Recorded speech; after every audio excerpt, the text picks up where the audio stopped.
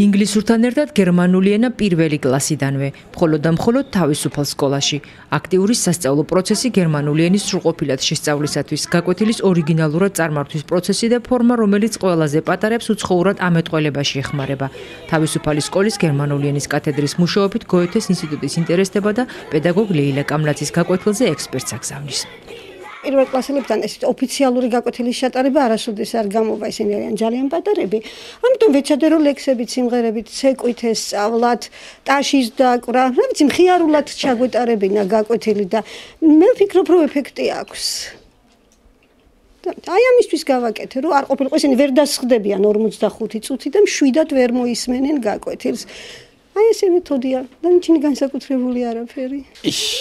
freue mich sehr von მე ძალიან მიხარია მოხარული ვარ რომ გერმანული ესე პოპულარული ხდება არის თქვენთან სკოლაში კარგად ისწავლებაო ბავშვები პატარები უკვე ლაპარაკობენ თითქმის აღარ ვამბობ არაფერს უფროს მე 12 კლასელებს დავესწარიო სადაც ისინი ძალიან თავისუფლად დისკუსია ჰქონდათ გამართული ძალიან ლაღად ლაპარაკობდნენ გერმანულად.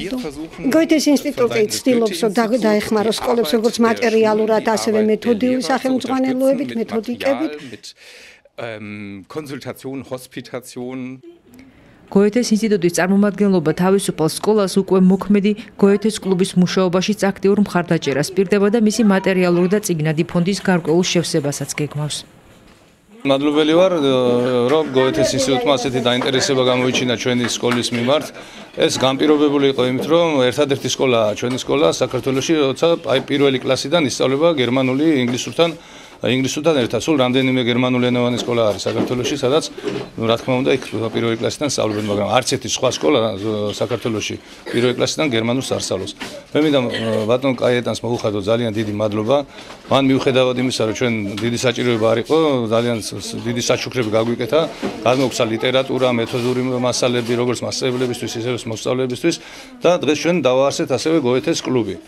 სადაც აი გერმანიის დაინტერესებული პირებისთვის გვექნება მუდმივი შეხვედრები, დისკუსიები, გავაცნობთ გერმანიას, მათ კულტურას, ტრადიციებს, განათლების სისტემას და დიდი დახმარება იქნება ეს ჩვენი მასწავლებლებისთვის, განსაკუთრებით გერმანული ენის მასწავლებლებისთვის. გერმანელი ექსპერტი თავისუფალი სკოლის სხვა ჯგუფების მუშაობითაც დაინტერესდა და მათ საგაკვეთილო პროცესშიც აქტიურად ჩაერთო.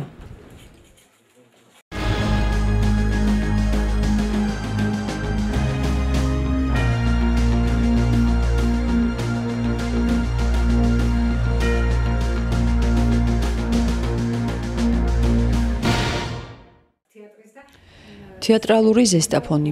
პირველი წარმოდგენები და სახეები, ვინც წლების მანძილზე მსახიობ ოსტატობასთან ერთად იმერული ქალაქის კოლორიც ქმნიდა.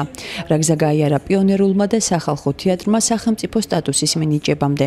ყველა ის პირი, ვინც ეს პერიოდი თავად გამოიარა ან თაობიდან გადმოეცა, თეატრში შეიკრიბა და კიდევ ერთხელ გაიხსენა თეატრალური ზესტაფონი. ჩემ ჩამოსვლას დაუკავშირდა სწორედ ამ ხალხის მოსვლად შესახვედრად ჩემთან თეატრში მოლოცვის შემდეგ სისტემატიური სტუმრები არიან ჩემი, ვინაიდან ესენი არიან ადამიანები, რომლებიც გულშემატკივრები არიან ზოგადად ზესტაფონის. ესენი არიან ადამიანები, რომლებიც მასპინძლები არიან ზესტაფონის, რომლებიც არიან დესპანები ზესტაფონის იქით და თუ კიდევ და იყო ყოველთვის ამ ქალაქის სახელი გარეთ, იყო აი ამ ადამიანებით და ამ ხალხით. მე უდიდეს პატივს ვცემ თითოეულ მათგანს, მათი წარსულით, მათი დღევანდელი დღებით და ყურადღებით, იმ დიდი ყურადღებით, რასაც ისინი იჩენენ ჩემს მიმართ, როგორც თეატრის ხელმძღვანელის მიმართ. და ცდილობენ, რომ საქმის კურსში იყვნენ ყოველთვის რა ხდება თეატრში. შეხვედრაზე სახალხო თეატრის სახელმწიფო სტატუსის მინიჭების ისტორიაც გაიხსნეს. მაშინდელი ხელისუფლების მმართველ-გორში ბატონი ლევან გველესიანი გახლდათ. სახალხო თეატრი იყო ზესტაფონში, ძალიან ძლიერი დასი იყო და მომწიფებული იყო საკითხი, რომ მას მინიჭებოდა სახელმწიფო თეატრის წოდება. მაგრამ მას ადვილიც არ იყო ეს საქმე. ამას უნდოდა მაშინდელი მინისტრთა საბჭოსა და ცენტრალური კომიტეტის დადგენილება. მაშინდელმა რაიკომის მდივანი გახლდათ გუმბარიძე, გივი გუმბარიძე, მე გახლდით რაიამასკომის თავმჯდომარე მაშინ მოიწადინეთ ძალიან, რომ სახელმწიფო თეატრის წოდება მინიჭებოდა და დავსვი ეს საკითხი რაიონისგან, რომ მიენიჭებიათ და ეს გუმბარიძე და მის მინისტრთა საბჭოს თავმჯდომარე იყო ჩეტანავა და ის ცეკას მდივანი იყო უკვე. ჩავედი და მიიღეს ეს წინადადება, ჩამოვიდნენ აქ, დასს შეხვდნენ და მოამზადეს ეს საკითხი და ერთი სიტყვით მიენიჭა ამ პერიოდში სახელმწიფო თეატრის წოდება და ძალიან გაიხარა ზესტაფონმა და ზესტაფონის საზოგადოებამ. ზესტაფონის თეატრს მაყურებელი არასოდეს აკლდა. დღეს იმასაც იხსენებდნენ, რომ იმ პერიოდში თეატრი და საზოგადოება ყოველთვის ერთად იდგა. წარსული ყოველთვის საფუძველია მომავლისა და სასახელო წარსულს ვიხსენებთ იმისათვის, რომ შევქმნათ კიდევ უკეთესი მომავალი. ეხლა პირველი რომ გითხრათ, თეატრში არ დაუბადებულ ვარ, თორე ფეხი აქ ავიდგე, კულისებში გავიზარდე. ეს შენობა ჩემთვის მშობლიურია და მე ალბათ თვალი რო ავახილე და მეხსიერება მაქვს იმის შემდეგ მასაზრდოებს თეატრალური ხელოვნება და ძალიან ლამაზი ცხოვრებით ვიცხოვრეთ, იმიტომ რომ თეატრალურ სამყაროში ტრიალებდი და მე მინდა რომ ჩვენ თანამედროვეობასაც განეცადოს ის ბედნიერება, ის სილამაზე, რომელიც ჩემ თაობას ჰქონდა. და მახსოვს, როდესაც თეატრის ბაზაზე კომკავშირის რაიკომის პირველი მდივანი იყო ბორის სარალიძე, ჩამოყალიბდა პიონერული თეატრი. და ძალიან სანახაობითი იყო ეს რესპუბლიკაში პირველი ის იყო და თითქმის ორიგეობით ბიუროს წევრები აქტივი ყოველთვის ღებულობით მონაწილე. ლეილა მახარაძე თამაშობდა მაშინ ბადრა იყო. დათო უფლისაშვილი ერთი ჯამბული ერქა გარდაიცვალა სამხარაძე და ასეთი ტექსტი იყო. იყო ორი მეგობარი ჯამბული და დათო და ესეთი კარგი ის იყო რომ ოთარ ჩერქეზიამაც მიიღო აი ამ როდესაც რეპეტიცია მიდიოდა, შემთხვევით გავლით ჩამოიარა ზესტაფონში და დაათვალიერა.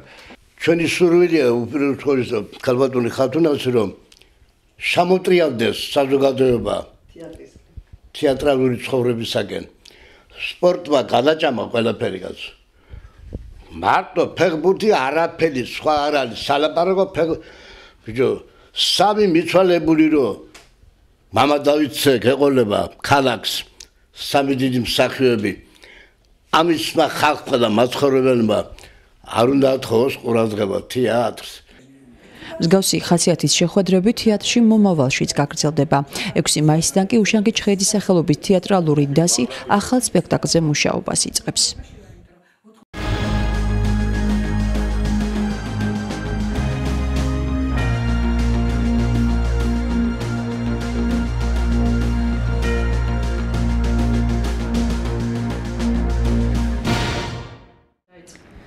როგორი იყო გასული 2 კვირა ზესტაფონში ქრონიკა და ინფორმაციები, რომლებიც უკვე რაიონული მატიანეს კუთვნილება გახდა. ზესტაფონის მოამბეს ახალი ნომერი გვამცნობს, რა სიახლეებია და როგორი იქნება კატის ტიპის საატესტატო გამოცდების სკოლებში, რომლის გენერალური რეპეტიციაც მოსწავლეთა გარკვეულმა ნაწილმა უკვე გაიარა. როგორი იქნება 12 მაისის საქართველოში, რომელიც განათლებისა და მეცნიერების სამინისტრომ ინტელექტის დღედ გამოაცხადა და ფართო ასპარეზის სრულიად საქართველოს მოზარდებს მისცა. რაც ცვლილებები განხორციელდა კანონში ნოტარიატის შესახებ. როგორ მიმდინარეობს სპორტის სასახლის მშენებლობა ზესტაფონში და სხვა. დიადი გამარჯვების 67 წელი ომის ვეტერანები 9 მაისის აღსანიშნავად ემზადებიან. ვეტერანთა რაიონული კავშირის თავმჯდომარე საზოგადოებას კიდევ ერთხელ ახსენებს იმ წლების ზოგიერთ მნიშვნელოვან დეტალს. დაბოლილი ქალაქი, ეკოლოგიური მდგომარეობა ზესტაფონში და მონიტორინგი, რომელიც ამ საკითხთან დაკავშირებით იგეგმება. ვრცელ მასალას გაზეთის მეორე გვერდზე წაიკითხავთ. გიორგობიდან აღდგომამდე რუბრიკაში მშობლიური ეპარქია მკითხველს შეუძლია თვალი გადაავლოს ეპარქიის მატიანეს 2011 წლის გიორგობიდან 2012 წლის აღდგომამდე. გაზეთში სხვა საინტერესო მასალების გაცნობაც შეგიძლიათ.